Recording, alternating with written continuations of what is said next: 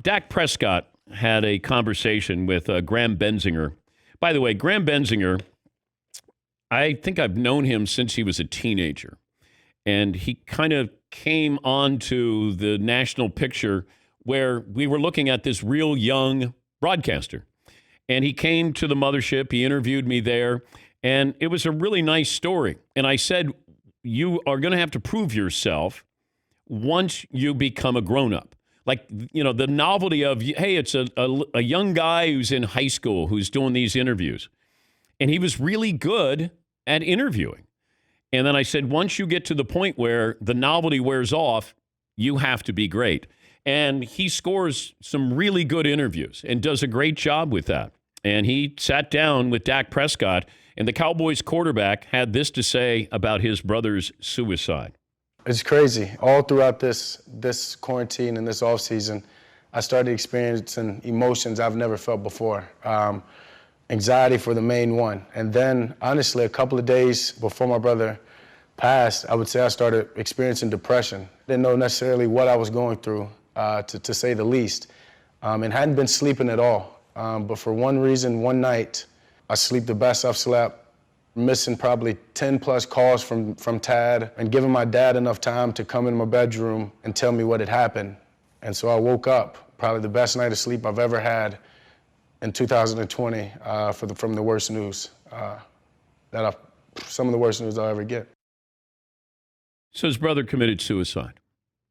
And look, I'm not here to program somebody else's show. Skip Bayless had some comments that were insensitive about Dak Prescott coming forward and having, you know, these thoughts and going through depression. And if Skip feels that way, that's Skip's show. Skip has to live with those comments. I will say this. I applaud Dak Prescott. You're showing me more as a leader by saying something like this. It doesn't make you less of a leader. Or, oh, you're so vulnerable. You know, how are you going to handle a big situation? You know, you're actually saying, oh, I'm a little bit soft. I can't be your leader. Or however people want to interpret this. Man, it takes guts. It takes balls to come forward. You can't look at this like we did in the 1950s or 1960s. When Paul George came forward, man, I applaud this. And I've told you this, I never knew, you know, you had mental issues. When I was growing up, if you said you were depressed, then people looked at you as, man, what's wrong with him? He's got mental issues. Now, if you have depression, clinical depression, you may not know you have it. But to understand what you have, to recognize it, and then get treated for it. Kevin Love, when he came forward. And I went through this because I was in a medical condition I never thought I was going to get out of. And it overwhelmed me because every day I felt horrible. And it was every day I'd wake up, it'd be the same feeling. It was just varying degrees of pain.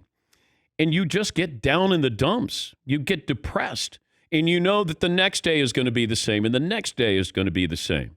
But if you don't realize it, somebody has to tell you, hey, this is what you're going through. These are things that can help you out of this. And it's a fog. And I don't take it lightly. And I'm sure I did take it lightly when I was growing up, that I didn't understand it. And family members who have gone through this.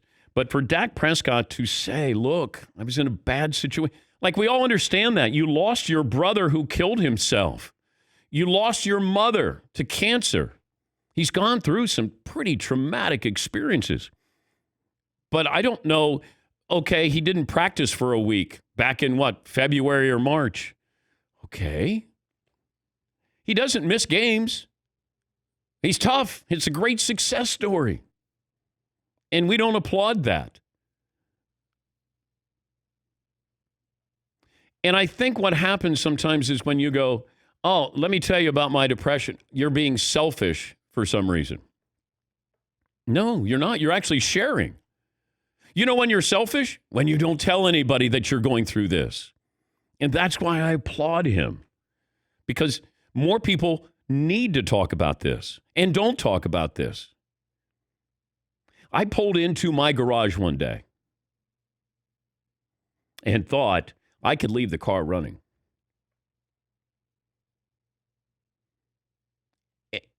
You don't think in these moments.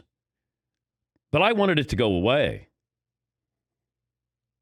And this won't go away for Dak. It'll always be there. Your brother will never be there for you. So embrace this, appreciate this, and look at that guy as a leader. And I would follow him.